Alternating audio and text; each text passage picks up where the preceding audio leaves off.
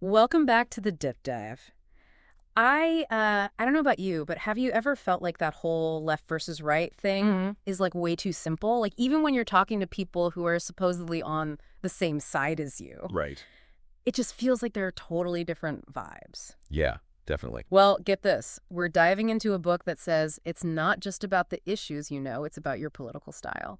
It really is fascinating how, even when people agree on the problems they're facing, Yeah. their approach to solutions Yeah, can be wildly different. exactly. And the book we're going to be unpacking today is called Outline of a New Political Vocabulary Okay? by Dark Age theorist. I've heard of them. Yeah, they're known for like breaking down these complex theories and, making them accessible. And in this book, they've created a whole new framework for thinking about politics. Interesting.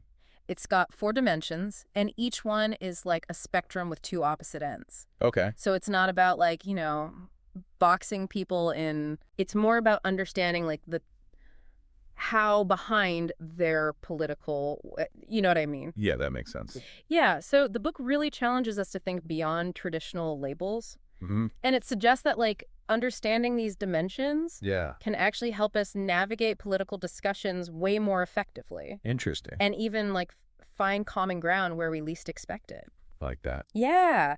So, okay, first up is the interaction dimension. Okay. Basically, it asks, are you more of an individualist or a collectivist? Hmm. Like, do you put your own freedom and like independent thinking first? Hmm. Or is it more about fitting in with the group and like following those kind of norms? Yeah, and neither end of that spectrum is inherently good or bad. Right. Like, think about it. Strong individualism can lead to a ton of innovation and progress, Yeah.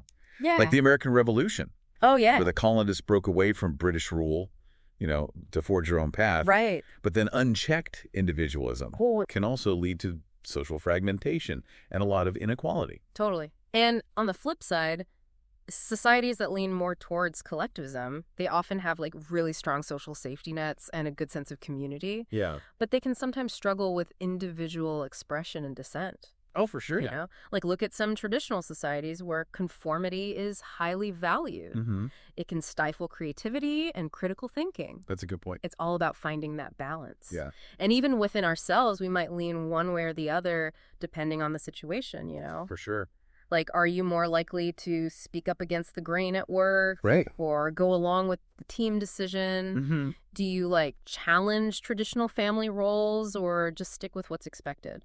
It's interesting to think about. I'm already like seeing how this is playing out in my own life. Mhm. Like online, I'm totally like down to jump into debates. Yeah. But in my family, I tend to just like avoid rocking the boat. It's interesting to see how this one dimension can influence us in like all these different contexts. Absolutely. And that awareness is key.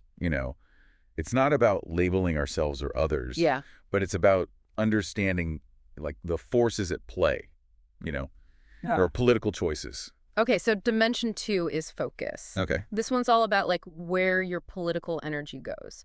Are you mainly concerned with things that like directly affect your life, like your job, your family, your local community? Right. Or are you more fired up about like the big picture stuff, like Yeah. systemic change and like how institutions actually work? Interesting. This dimension actually connects to a historical pattern Oh, boy. that the historian Arthur Schlesinger Jr. called, I know him. you know him. Yeah. He called it a seesaw between like private interest and public purpose. Okay. There are periods where like individual prosperity and just like getting ahead are the main focus. And then there are other times when it's more about like the collective good and social reform take center stage. Interesting. So the question is, are we in a me phase or a we phase right now? Right. I feel like it depends who you ask. It really does. And it also depends on like the specific issue at hand. Yeah.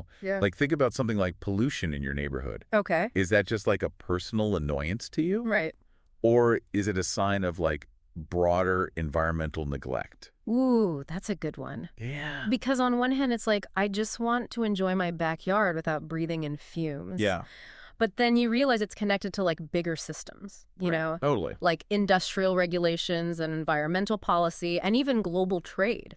So your like personal concern becomes political. Precisely. And understanding where you fall on this focus spectrum Yeah. can help you clarify what motivates you to get involved or not in different political issues. Yeah, it's like some people are super energized by those local issues and improving schools or supporting small businesses, Right. while others are more drawn to national or even global movements. And it's not about saying like one focus is better than the other. Right. It's about recognizing that both are always present, Yeah. shaping the political landscape. And sometimes they even overlap, Yeah.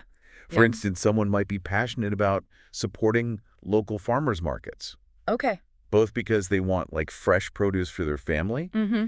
and because they believe in like sustainable agriculture for the whole community.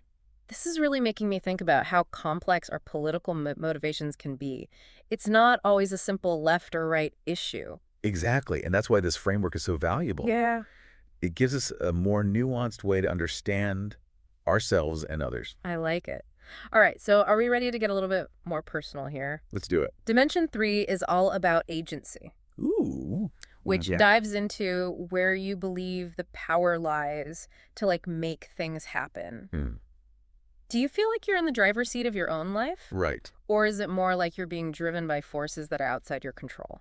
It's important to remember, like, this isn't about denying that real inequalities exist. Right, of course. But it's more about where we locate the power to actually address those inequalities. Right. So do we believe in, like, individual initiative and self-reliance as the primary drivers of success? Mm-hmm. Or do we see these, like, systemic barriers Mm-hmm. that require collective action to really overcome? So it's not just about, can I make things happen? It's also, what kind of help or obstacles am I up against? Totally. I can see how this ties into like some really deep-rooted beliefs about how society actually works. Absolutely. And Dark Age theorist points out that this dimension can sometimes create tension within our own political beliefs. Oh, yes. For example, someone might be super passionate about social justice, Mm-hmm. but also have a really strong belief in individual agency. Okay. So they might believe that anyone can succeed with enough effort while also acknowledging that the playing field is not level. That's a really interesting conflict. It makes me wonder if like our own life experiences shape where we fall on this spectrum. I think so. Like if you faced a lot of setbacks, despite your best efforts, Yeah. you might lean more towards believing that external forces are really powerful. Right. But if you've seen firsthand how determination can lead to success, even in the face of challenges, Yeah. you might feel more of that like intrinsic sense of agency. That's a great point. And it also raises questions about how different socioeconomic groups might view agency. Yeah. Have communities that have faced historical discrimination and oppression Right. developed a different understanding of agency compared to those with more privilege and power? This is making me rethink some of my assumptions for sure. Yeah. So how does this dimension like play out in terms of political action? Well, those with a strong belief in like intrinsic agency Mm-hmm. might be drawn to political philosophies that emphasize individual liberty and limited government intervention. Okay. They might see things like welfare programs or affirmative action as interfering with individual initiative. Well, someone with a more extrinsic view of agency Right. might see those same programs as like essential Exactly. for creating a more just and equitable society. Mhm. They might believe that collective action is necessary to level the playing field and empower individuals to reach their full potential. And again, it's not about judging which view is right or wrong. Right. It's about understanding the underlying values and experiences that shape these different perspectives. This framework is really giving us a new language to talk about these complex issues. I think so too. I love it. It's really helpful. Okay, so that brings us to our final dimension, belief. Okay, the big one.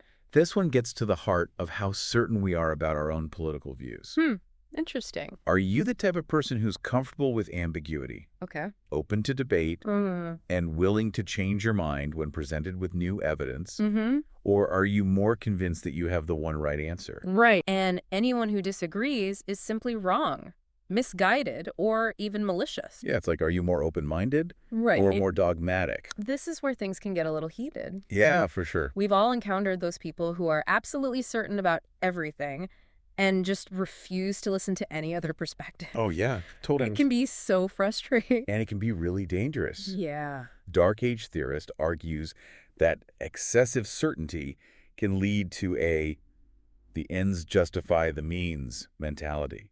Ooh. where any action is deemed acceptable as long as it advances the right cause. Right. And history is full of examples where this kind of thinking has led to terrible consequences. It's like that saying, the road to hell is paved with good intentions. Exactly. If you're so convinced that you're right, you might be willing to do some pretty awful things to achieve your goals. It's true. So cultivating a sense of humility and open-mindedness is crucial. Yeah. It's not about giving up on your beliefs, Yeah. but about recognizing that you might not have all the answers and that there's always room for learning and growth. This makes me think about how we approach disagreements. Yeah. Do we listen with genuine curiosity, trying to understand where the other person is coming from? Right. Or do we immediately shut down and dismiss their perspective? That's the key difference.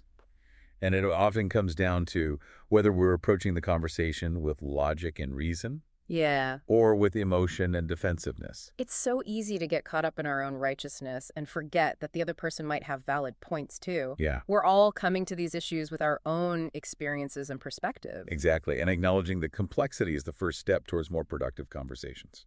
So we've got these 16 different political styles, from outlaws to revolutionaries to technocratic fascists and everything in between. Yeah.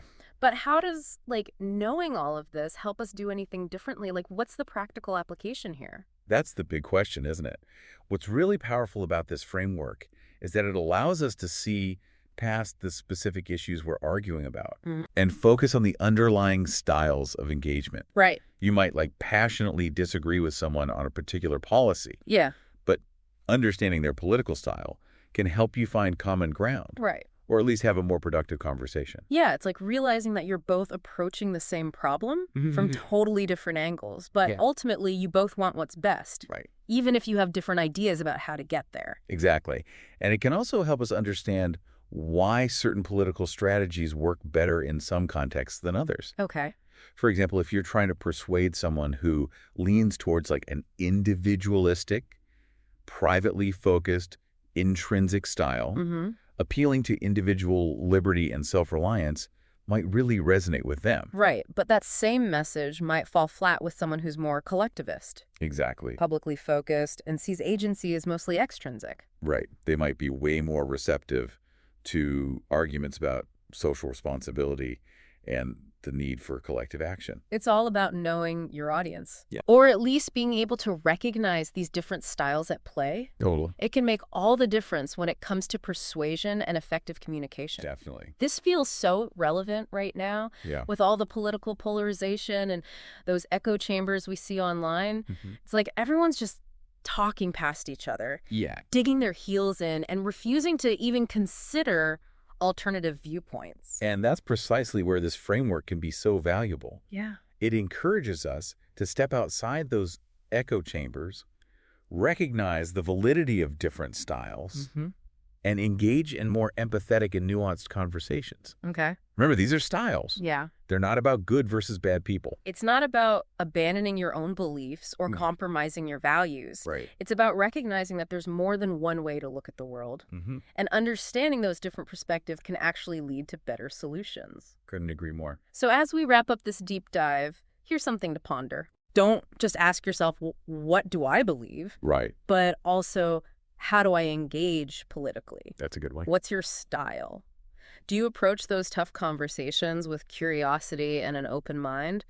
Or do you tend to shut down opposing viewpoints and retreat to your own little corner of the internet? Understanding your own style and recognizing the styles of others can be incredibly empowering. For sure. It helps you navigate this complex political landscape Totally. with more awareness, empathy, and maybe even a little more hope for finding common ground. That's a fantastic point. And if this deep dive has sparked some new insights for you, we'd love to hear about it. Yeah. Share your thoughts on social media, tag the show, and let's keep this conversation going. Because ultimately, understanding political styles isn't about finding the right answer. Right. It's about expanding our perspectives, fostering empathy, and Yeah. building a more inclusive and productive way to talk about the things that matter most. Absolutely. Well, thanks for joining us on this deep dive. Yeah, it was great to be here. We'll see you next time for another fascinating exploration of ideas that matter.